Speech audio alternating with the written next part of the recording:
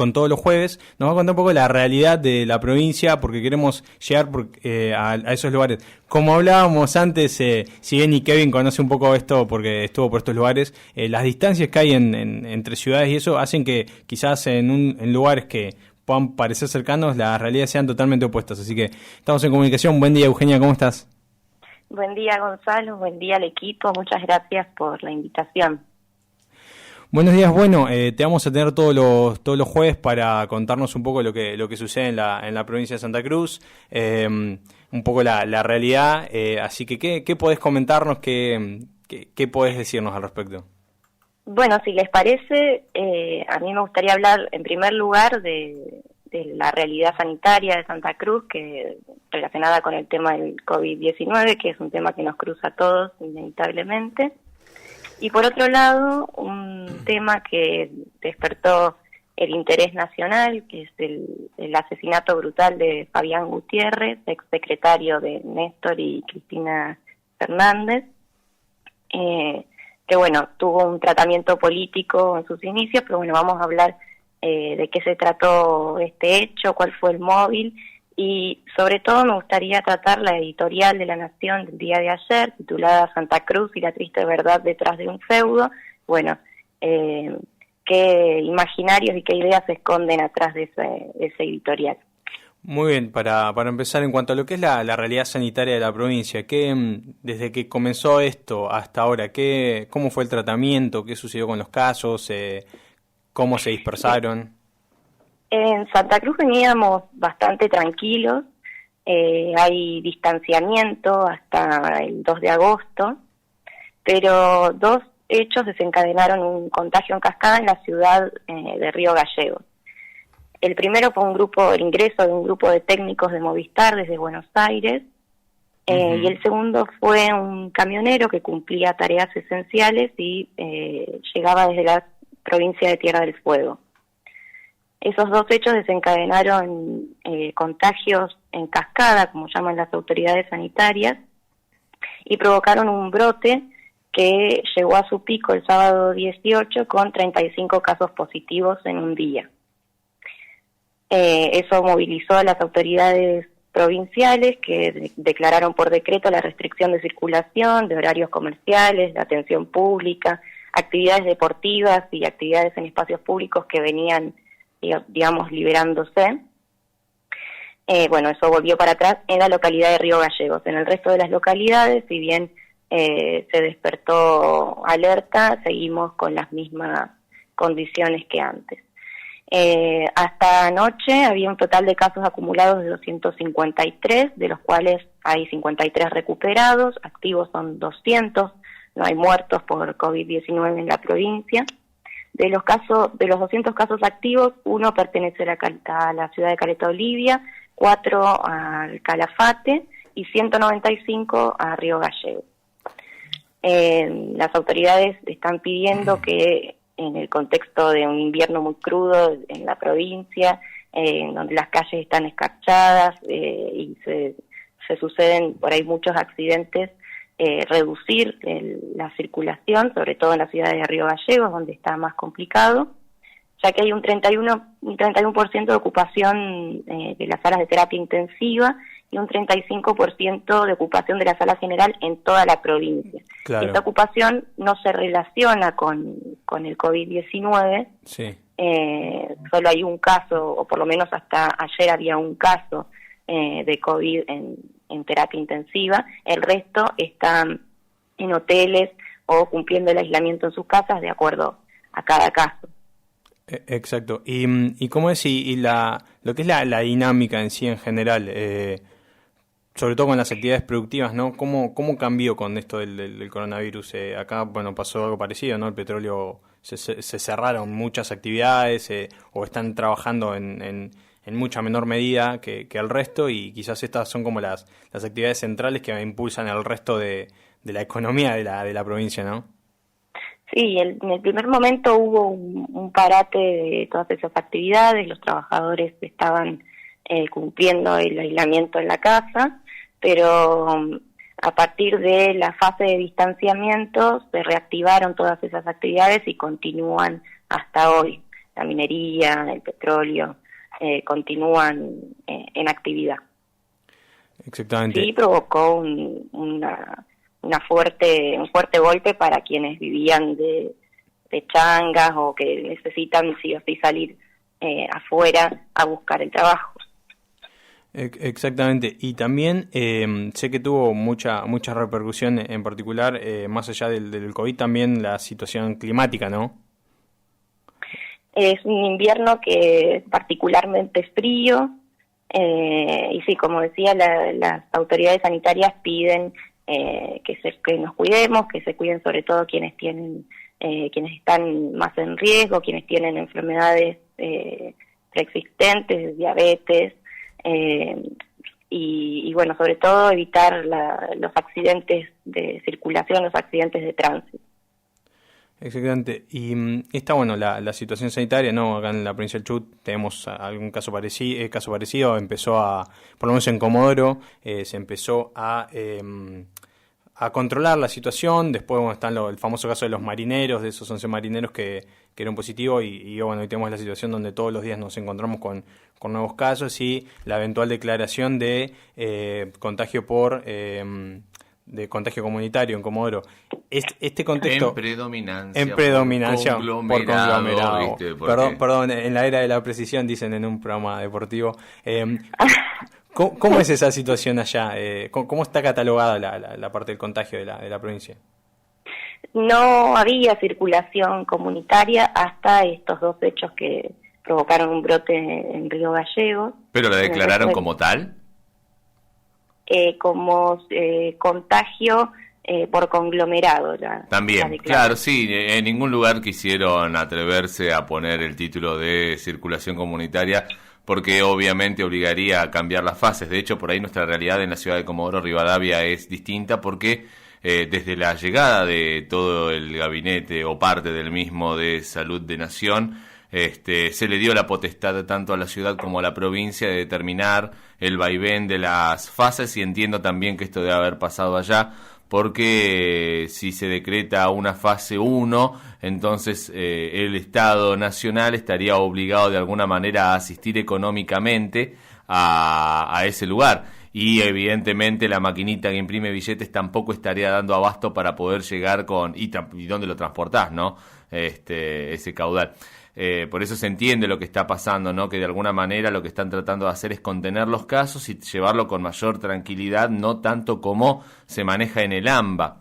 Por eso entiendo lo que pasa un poco también en la provincia de Santa Cruz. De hecho, hay que decir que una vez que sucedió lo del buque Santorini acá en Comodoro Rivadavia, automáticamente desde el gobierno de la provincia vecina de Santa Cruz se decidió cerrar el paso de comodorenses, salvo que sea por estrictas medidas de trabajo, como puede ser la actividad petrolera, perdón.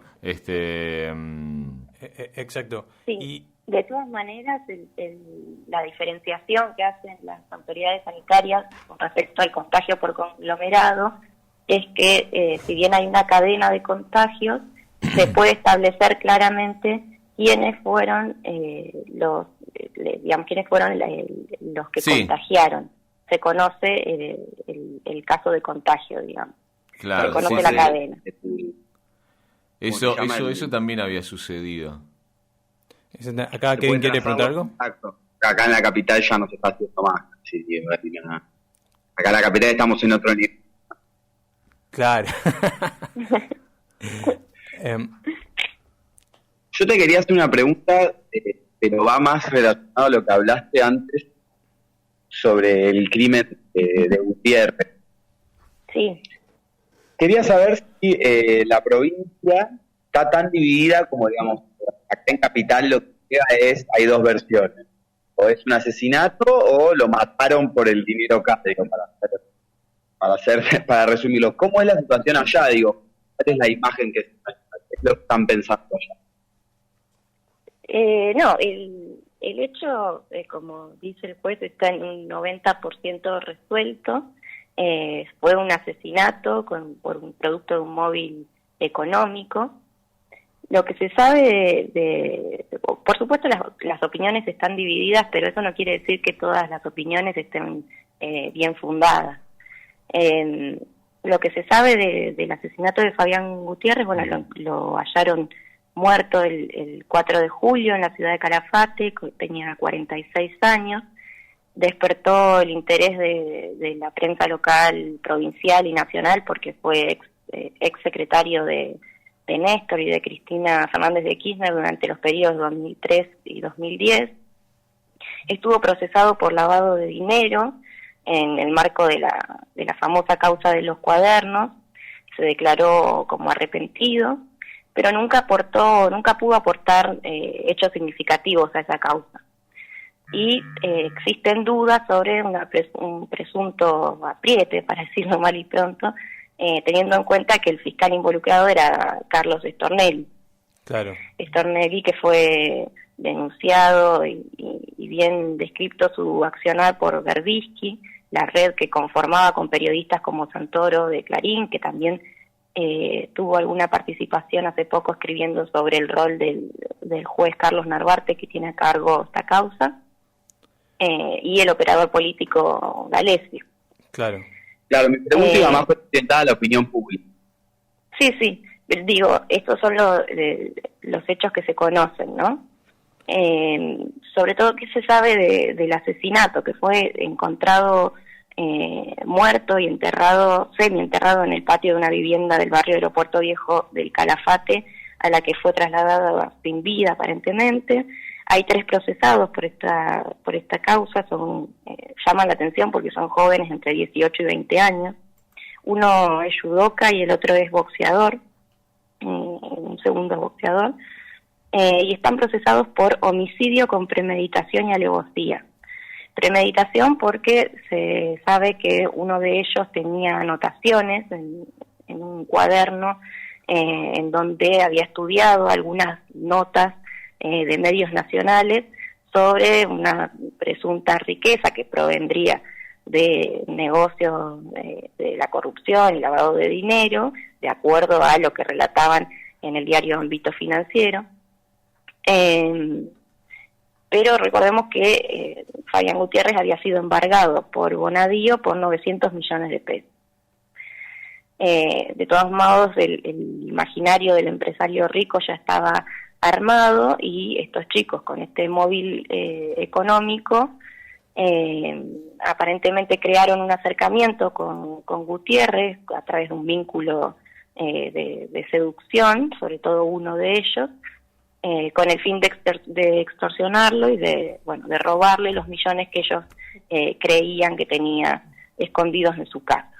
El crimen fue brutal, lo golpearon, hay signos de tortura, la autopsia dio señales de ahorcamiento, pero también hubo una piedra que lo golpea en la cabeza. Bueno, están determinando quiénes tuvieron participación intelectual y material del hecho, pero ya están 3 procesados. Podría haber más involucrados. La investigación todavía se está realizando. Con respecto a lo que me preguntabas vos de la opinión pública, el juez Carlos Narvarte descartó que exista un móvil político. Sin embargo, desde el primer día, los medios nacionales, sobre todo los que pertenecen al Grupo Clarín, insistieron en el móvil político, ¿no? De hecho, una de las primeras declaraciones fue la de Alonso, diciendo que no necesitábamos otro Nisman en el país, cuando todavía no se sabía cuál era la causa de la muerte y todo estaba bastante nebuloso. Bueno, el juez Carlos Narvarte descartó que exista un móvil político por los hechos que relaté anteriormente, y sin embargo hoy se insiste en dejar entrever este móvil, y hay una editorial de La Nación que refleja esta división que vos decís, que se llama Santa Cruz, la titularon Santa Cruz y la triste verdad detrás de un feudo. Como ya no pueden, no tienen cómo sustentar la hipótesis del móvil político, encaran para hablar sobre el estado de la provincia y cómo las autoridades actuales que tienen relación, Alicia Kirchner con Néstor y con Cristina, serían los dueños de todos los poderes de la provincia, ¿no? En esa editorial se habla de estado vandalizado, de saqueo, de prebendarismo, hasta de absolutismo, de cooptación de poderes, ¿no? Y la idea... Se había realizado un mapa, ponía donde había encontrado el cuerpo y lo ponía cerca de la casa de Cristina y habían viralizado, había estado cerca, más. Había hecho bastante, era bastante gracioso porque bastantes bots claramente. Faltaba que quisieran que lo habían matado con un arma de francotirador. Acordate del mic, Kev. Encontraron el cuerpo, o sea, estaba el cuerpo y había como en casa de Cristina 3-4 cuadras. Era increíble. El hecho apuntaba a ser el próximo caballito de batalla de la oposición y sigue siéndolo, aunque ya se hayan descartado y existan todas las pruebas del móvil económico, sigue siendo un hecho con el cual intentan producir una división de opinión en donde no existe una posibilidad de interpretarlo de otra manera. Pero bueno, se habla de feudo y esta palabra que les encanta a ellos pronunciar con relación a la provincia, a mí me llama la atención porque feudo es un territorio dominado por un señor, ¿no?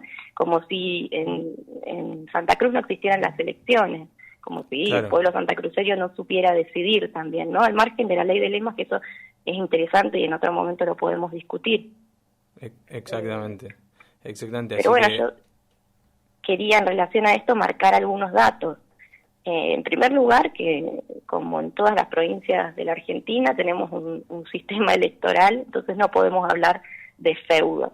Si quisiéramos también elegir esa imagen poética, si se quiere, hay que tener en cuenta que en el primer mandato de Alicia Kirchner se inicia con el macrismo a nivel nacional, mientras el macrismo ajustaba y asfixiaba a la provincia particularmente. No pagó las compensaciones mientras al resto de las provincias sí, quiso quitar la caja de previsión social, quitó las obras de presupuesto nacional, como por ejemplo las obras de interconectado, que hoy se hacen con fondos provinciales y con un fondo especial que se creó con las mineras, que se llama el Fondo Unirse, para afrontar las restricciones económicas. Achicó los ingresos por coparticipación, retrasó los giros de coparticipables, y aún así la gestión cerró con reducción del déficit fiscal y sin haber tomado deuda en dólares, lo cual le da un aire hoy para enfrentar la pandemia y los desafíos que la provincia, que sin duda son muchos, pero que la provincia hoy puede afrontar porque ha tenido una gestión que podemos opinar. Y desde Chubut los envidiamos. Pero, bueno, comparado con Chubut, digamos, el tema de la deuda es un punto a favor. Sí. Igual, si querés lo dejamos para otra discusión, porque me parece bastante, Eugenia, podemos hablar mañana también de las elecciones indefinidas. Yo creo que Santa Cruz tiene la posibilidad de reelección indefinida. ¿De reelección? Sí, exacto. Sí, de la gobernadora. No, eso si quieren te lo prometo para el próximo jueves. Lo más resonante es el tema de la ley de lema. Sí, siempre es un tema a la hora de las elecciones en Santa Cruz. Sí, bueno, eso si quieren lo podemos hablar bien el jueves porque tiene muchas aristas. Bueno, se nos fue el tiempo de programa y nosotros después de esto viene Novarecio, así que imagínate, se nos complica un poco, nos viene, ya tengo una carta documento por parte de Nova, ¿viste? Y no quiero tener más problemas con él. Por favor. Así que bueno, Euge, te agradecemos mucho la comunicación, bueno, y ya dijimos, te vamos a tener todos los jueves para comentarnos un poco la realidad de la provincia de Santa Cruz. Así que bueno, el jueves que viene estamos en comunicación. Muchas gracias. Bueno, y a vos, Kevin. Muchas gracias. Bueno, y a vos, Kevin. Muchas gracias. Bueno, y a vos, Kevin. Muchas gracias. Bueno, y a vos, Kevin. Muchas gracias. Bueno, y a